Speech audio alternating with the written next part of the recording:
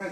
Well, the good news here is that some of the really sort of bedrock relationships between members of the intelligence community, also members of the military, even though the military is the one launching the coup in Turkey, and then also at a diplomatic level, these are relationships which are sustained over administration, so they have better channels of communication. So what I anticipate now is that those channels they're attempting to open. The other thing that has really developed in the last 5 years by the intelligence community is the use of social media and aggregating what they're able to literally suck up in that vacuum to try and take the temperature of what's really going on, because there are two different levels here.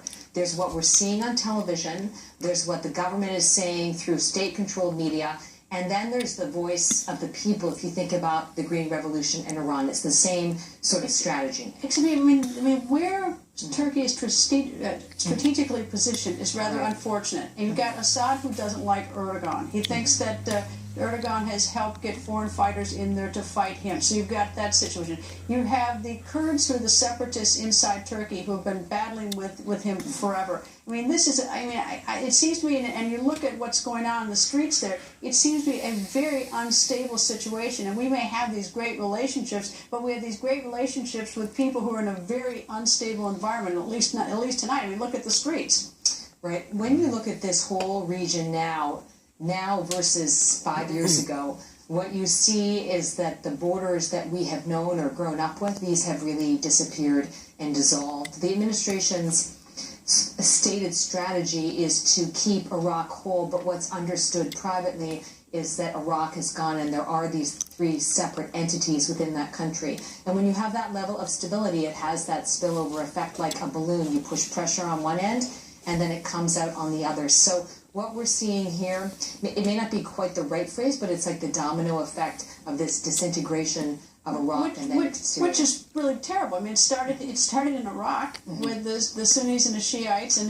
these arguments though with the Turks and the Kurds. That's been going on for decades. But then now, then all of a sudden we had the origin of the caliphate in Syria, and we had with the civil war in Syria, and Turkey was pretty much at least somewhat stable. We had a lot of connections with Syria, and we had with friendships, and we were using a base, and we were running our war against ISIS out of the base in Turkey. Well, and we had a reasonably good relationship with Erdogan. Turkey is very strategically important for the United States because of that base at Incirlik. But if I could just bring the conversation back to probably what's happening right now, which is that social media has allowed the intelligence community to have a window into the sentiment among the people in a way that was never possible before. And there's a way now to really aggregate over an area, over a designated period of time, to see what is really going on the streets, as opposed to this sort of very limited window that you get from the government statements. So, except for this one issue.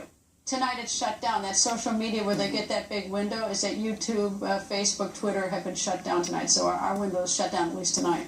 It's more limited because there are other options as well. Is the intelligence community the least bit unnerved or distressed by what's going on? I don't want to give people bad information because I can't say I've had a good assessment of how people are feeling in this particular case, but you don't have to be a rocket scientist or the director of a major intelligence agency to see that this level of instability in the region right now is not good. It doesn't matter how you cut it. Well, it's spreading. I mean, that's, if you just pick up a map and look at this, is that, this is now, it's always been a little bit of a powder keg, Turkey, especially with the fight with the Kurds going back forever, the Kurdish separatists. But this region is not Turkey has traditionally been seen as a secular anchor in the Middle East. Well, not right now. Not right now. Maybe the military wants to make it that secular anchor, but you've got Erdogan who doesn't. He's vanished. And at least, and I shouldn't say he's vanished, but nobody knows where he is tonight. And to communicate with his people, he's using FaceTime to CNN Turk, the network. It reminds me of sort of the late 80s, early 90s when we saw that cascade effect of the tumbling of these communist regimes, and I'm old enough to remember that, to have covered it. And this is a very precarious period, and I say this in a broad way because what we have seen in the last 5 years is that the technology and the way it connects us, it also has had almost acted like an accelerant in terms of the pace of change. What used to take 18 months now can happen in 18 weeks or 18 days. It's sort of interesting is that our position, the president's position, is that we support an elected official, and yet he is not our first choice. We prefer sort of the military secularists. I mean, and this is a NATO ally. So I mean, we're in a very precarious position, and I think. I mean,